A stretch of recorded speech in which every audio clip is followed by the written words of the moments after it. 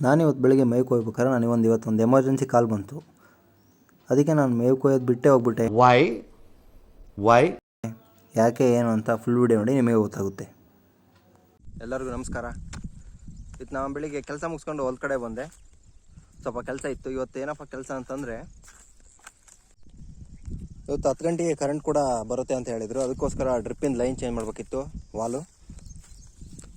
Drip wall change ಮಾಡಿಕೊಂಡು drip ಎಲ್ಲ check ಮಾಡಬೇಕಿತ್ತು. ವಾಲಿಗೆ ಆನ್ ಮಾಡಿರೋ ವಾಲು ಡ್ರಿಪ್ ಚೆಕ್ ಮಾಡಬೇಕಿತ್ತು.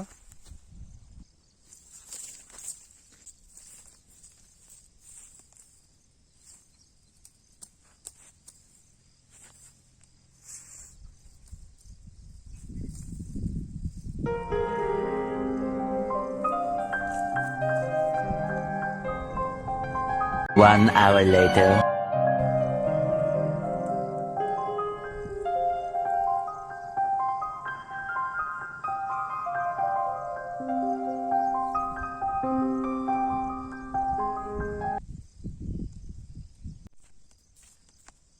ಪ್ರತಿ ಸಲ ವಾಲ್ಗಳು ಚೇಂಜ್ ಮಾಡಿದಾಗ ಡ್ರಿಪ್ನ ಚೆಕ್ ಮಾಡೋದು ಮಾತ್ರ ಮರಿಬಾರ್ದು. ಯಾಕೆ ಅಂತಂದರೆ, ಕೆಳಗಡೆ ಬೋರಲ್ಲಿ ಮರಳು ಟೈಪಲ್ಲಿ ಇರುತ್ತೆ.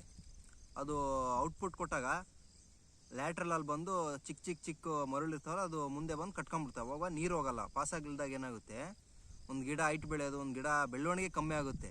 ಯಾವ ಗಿಡಕ್ಕೆ ನೀರು ಹೋಗಿರುತ್ತೋ ಅದು ಅತಿ ಚೆನ್ನಾಗಿ ಬರುತ್ತೆ. ನೀರು ಹೋಗ್ದಿರೋ ಗಿಡ ಹಂಗೆ ಚೆನ್ನಾಗಿ ಬರೋಲ್ಲ, ಬೆಳವಣಿಗೆ ಇರೋಲ್ಲ.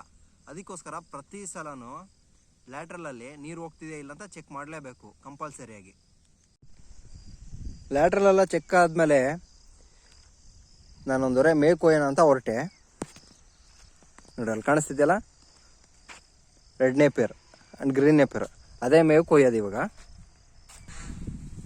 ಆಯಿತು.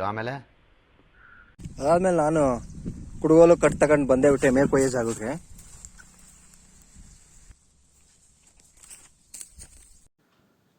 ಕಟ್ಟಾಸಿ ಮೇವು ಕೊಯ್ಯೋಕ್ಕೆ ಸ್ಟಾರ್ಟ್ ಮಾಡಿದಾಗ ಫೋನ್ ಬಂತು. ಸ್ಟಾರ್ಟಿಂಗಲ್ಲಿ ಹೇಳಿದ್ನಲ್ಲ ಎಮರ್ಜೆನ್ಸಿ ಕಾಲ್ ಅಂತ, ಅದೇ ಕಾಲ್ ಇದು, ಕೇಳಿಸ್ಕೊಳ್ಳಿ ನೀವೇ.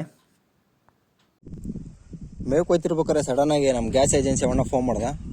ಸಿಲಿಂಡರ್ ಬಂದೈತೆ ಬರಪ್ಪ ಅಂತಂದು ನಾನು ಬೈಕ್ ಹಾಕೊಂಡು ಹೊರಟೇ ಬಿಟ್ಟೆ.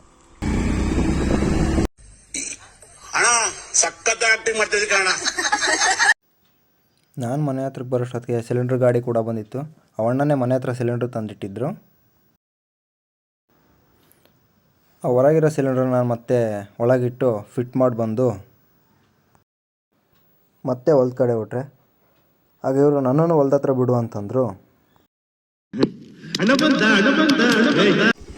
ಅವ್ರನ್ನ ಬಿಟ್ಟು ಮತ್ತೆ ಹೊಲ್ದ ಹತ್ರ ಬಂದು ಮೇವು ಕೊಯ್ಯೋಕ್ಕೆ ಸ್ಟಾರ್ಟ್ ಮಾಡಿ, ಮೇವೆಲ್ಲ ಕೊಯ್ದು ಕಟ್ಟಿ ಒತ್ಕೊಂಡು ಬೈಕಿಗೆ ಹಾಕ್ಕೊಂಡು ಅವ್ರ ಕಡೆ ಹೊರಟೆ. ಮನೆಗೆ ಬಂದು ಆಕಳುಗಳಿಗೆ ನೀರು ಕುಡಿಸಿ ಒಂದೊಂದಾಗೆ ಒಳಗೆ ಕಟ್ಟಾಕಿ ಅವಕ್ಕೆಲ್ಲ ನಾನು ತಂದಿರ್ತಕ್ಕಂಥ ಮೇವನ್ನ ಕಟ್ ಮಾಡಿ ಒಂದೊಂದಕ್ಕೆ ಹಾಕಿದೆ. ಇವತ್ತಿನ ವಿಡಿಯೋ ಇಷ್ಟ ಆಗಿರುತ್ತೆ. ನೆಕ್ಸ್ಟ್ ವಿಡಿಯೋದಲ್ಲಿ ಸಿಗ್ತೀನಿ. ಬಾಯ್.